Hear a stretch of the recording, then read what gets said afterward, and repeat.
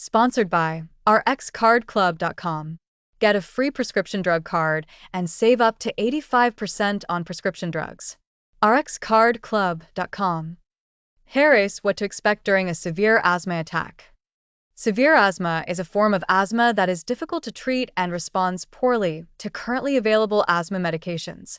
Symptoms of a severe asthma attack include coughing, chest tightness, shortness of breath, wheezing, difficulty talking, and blue lips or fingernails.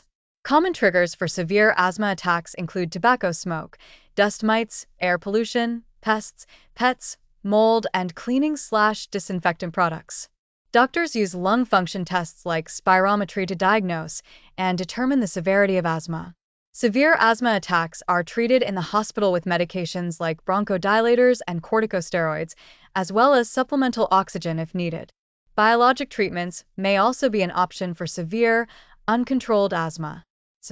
rxcardclub.com.